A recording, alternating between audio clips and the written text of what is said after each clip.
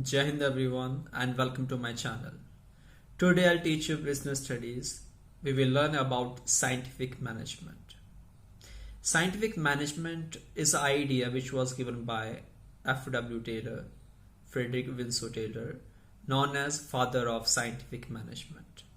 He has given 4 principles and different techniques to the management, which is the modern day management, that is scientific management. So let's discuss his principles first, then we will discuss his techniques as well. The first principle given by F.W.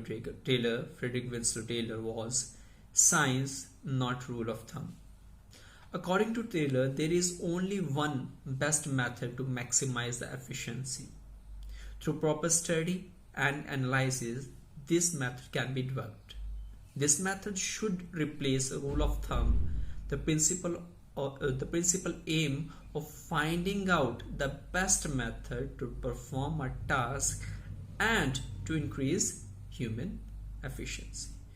तो Frederick Winslow Taylor क्या कहते हैं कि हर एक चीज को करने का एक बेस्ट मेथड होता है, तो हमें करना क्या चाहिए, हम वो बेस्ट मेथड जो है उसे फाइंड आउट करें और हम रूल ऑफ थंब को लेके ना चलें, वही पुरानी चीज़ों को लेके ना चले कि जैसे चल रहा है वैसे चलने थे। नहीं, हम उसे एनालाइज करें, उसे इवेल्युएट करें टेक्निक्स को, अलग अलग मेथड्स को, और उसमें से जो बेस्ट हो, जो ज़्यादा एफिशिएंट हो, उसे हम यूज़ करें।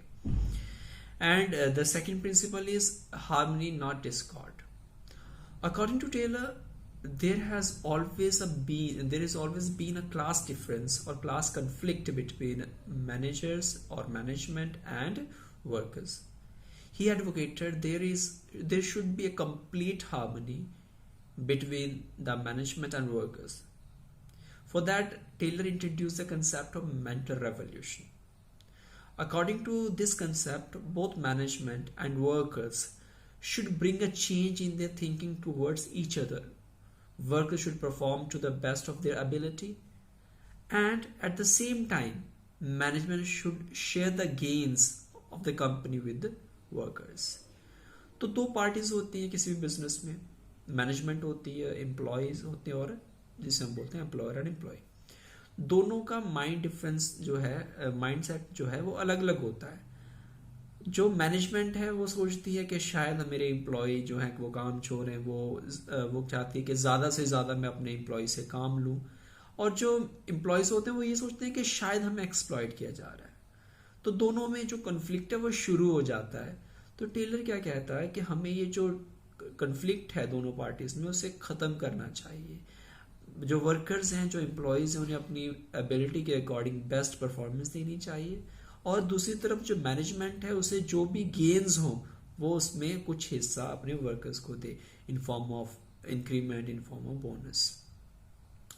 And third principle is cooperation not individualism. The principle insists on complete cooperation between workers and the management. The management should also consult workers in decision making. Workers should never go on strike. तो ये principal कहता है कि जब भी जो workers हैं, दोनों पार्टीज हैं जो काम कर रही हैं किसी बिजनेस में, दोनों अपने अपने फायदे के बारे में ना सोचें, वो ग्रुप एफर्ट्स को लेके सोचें, वो ऑर्गेनाइजेशन के गोल्स को लेके सोचें, और ऑर्गेनाइजेशन जो है वो अपनी डिसीजन लेते समय, अपनी पॉलिसीज को इम्प्लीमेंट करते समय जो अपने एम्प्लॉयज हैं उनको अपने कॉन्फिडेंस मिले, उनके जो आइडियाज हैं, उनके जो उनको बिजनेस को लेके उनकी जो सोच है उनको सुने, और पॉलिसी मेकिंग में उनको एक प्लेस दे, उनको एक जगह दे, उनके जो आइडियाज हैं उनको वेलकम करे, और वर्कर्स को भी चाहिए कि वो अपनी मैनेजमेंट के साथ जो है कोऑपरेट करें। And the last principle is development of each and every personnel to his or her greatest efficiency and prosperity. Right from the selection of the employees, their training and their department allocation, management should be very cautious. Work should be assigned to workers on the basis of mental, physical, and you can say intellectual capability. The employee should be given timely initiatives. तो Taylor क्या कहते हैं कि जब भी जितने भी workers हमारे अंडर काम कर रहे हैं, तो जब भी उनको आपने काम देना है तो उनकी मेंटल हेल्थ को देखते हुए, उनकी एबिलिटी को देखते हुए, उनकी कैपेबिलिटी को देखते हुए उन्हें काम दीजिए और टाइम टू टाइम उनको ट्रेनिंग दें। टाइम टू टाइम उनके सेशंस जो हैं वो लगाए जाएं ताकि वो अपनी एबिलिटी के अकॉर्डिंग ज़्यादा से ज़्यादा डेवलप कर सकें और उन्हें मौका मिले खुद को जो है साबित करने का और खुद को परफॉर्म करने का। अगर आप ये चीज़ उनको देंगे तो उनमें एक फीलिंग ऑफ सेल्फ सेटिस्फेक्शन आएगी जिससे बिजनेस को बहुत ज़्यादा फायदा होगा। सो दिए थे प्रिंसिपल्स, जो 4 प्रिंसिपल्स टेलर ने दी है जिसे हम कहते हैं principle of scientific management.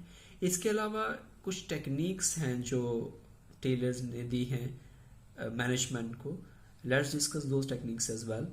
The very first technique is functional foremanship.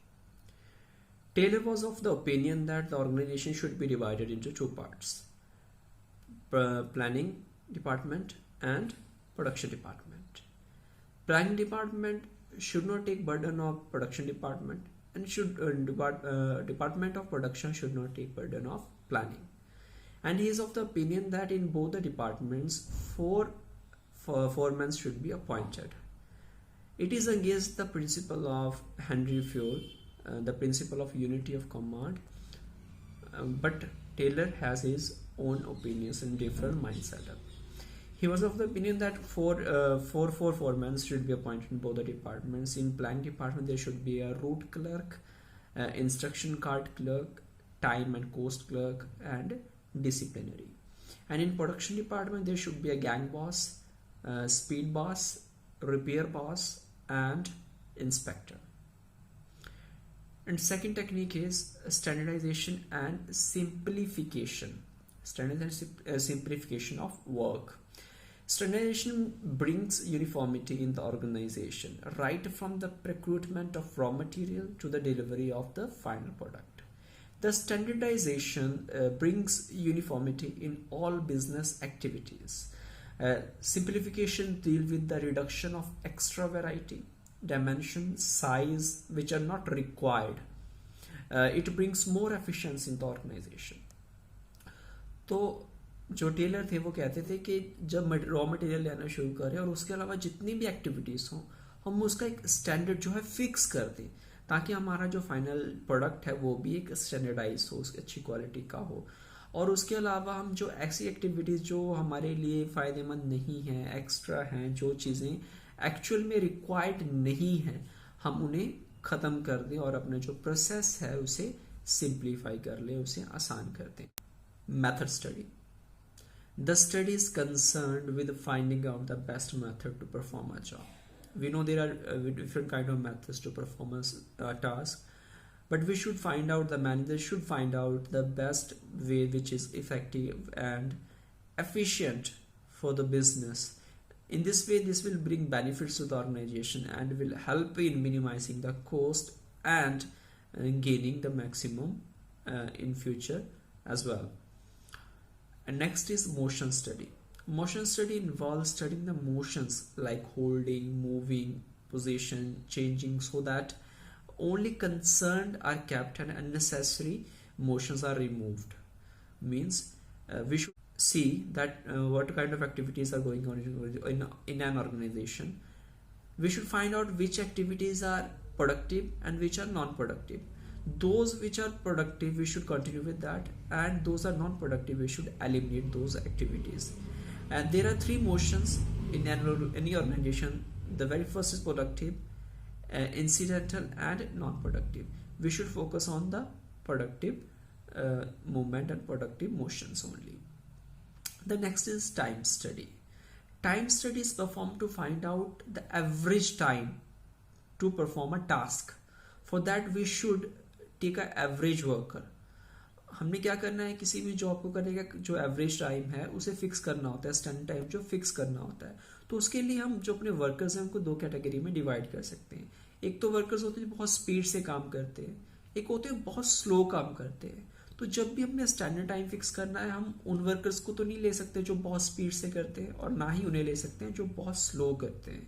तो हमने करना क्या, हमने वॉच करना है एवरेज को, जो हमारा एवरेज एम्प्लॉय जितना टाइम लेता है हम वो टाइम ही फिक्स करेंगे to perform that job. And the next is fatigue study. fatigue study aimed at determining the amount and frequency of rest interval in order to maximize the productivity. तो human being है, we are not machines. काम करते करते employees थक जाते हैं तो उनकी जो प्रोडक्टिविटी है, उनकी जो एफिशिएंसी है, उनकी जो इफेक्टिवनेस है वो कम होती जाएगी. तो फैटिग स्टडी इस चीज़ पे ही कंसर्न करता है कि जब भी जो हमारे एम्प्लॉयज हैं उनके लिए हम देखें कि उनको कितनी रेस्ट की ज़रूरत है. ये 3 चीज़ों पे डिपेंड करता है, फ्रीक्वेंसी ऑफ इंटरवल पे, टाइमिंग ऑफ इंटरवल पे एंड नंबर ऑफ इंटरवल पे. यानी कितने इंटरवल्स होने चाहिए, कितने टाइम के होने चाहिए और 2 इंटरवल्स में कितना गैप होना चाहिए. इन 3 चीज़ों को डिसाइड किया जाता है फैटिग स्टडी में. यानी फर्स्ट ऑफ ऑल हम देखते हैं कि जो पहला हमने इंटरवल मान लो हम दे रहे हैं 12 o'clock पे, तो उसके बाद हम दूसरा इंटरवल कितने टाइम पे दें, क्या वो हम 3 o'clock दें या 4 o'clock दें. पहली चीज़ तो हमने ये डिसाइड करनी होती है. दूसरी चीज़ कि जो हमने इंटरवल्स देने वो 2 दें या 3 दें या फिर 4 दें. उसके अलावा हमने ये ड्यूरेशन भी डिसाइड करनी होती है कि जो इंटरवल दे रहे हैं वो कितने टाइम का हो. That is the part of fatigue study. And 7th is that differential piece-based system. The main objective of this technique of payment was to differentiate between efficient and inefficient workers. The efficient workers are paid more in comparison to inefficient workers. The idea is to promote efficiency. Taylor recommended that efficient workers should be paid at higher rate than inefficient workers.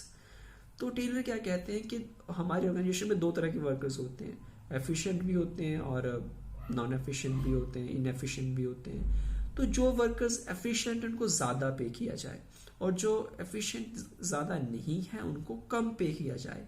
इसका फ़ायदा क्या होगा, अगर आप efficient worker को ज़्यादा पे करोगे तो उसका जो मोराल है वो ऊपर जाएगा, वो आगे से वो ज़्यादा ट्राई करेगा. और जो इनएफिशिएंट वर्कर है वो भी ट्राई करेगा कि वो किस तरह से ज़्यादा अर्न कर सके. तो दोनों के लिए मोटिवेशन लेके आएगा और जो हमारी एफिशिएंसी है वो भी इसके साथ जो है बढ़ेगी. तो ये थी टेक्निक्स और प्रिंसिपल्स जो साइंटिफिक मैनेजमेंट ने हमें दिए. This is for the day. Stay safe, stay at home. जय हिंद.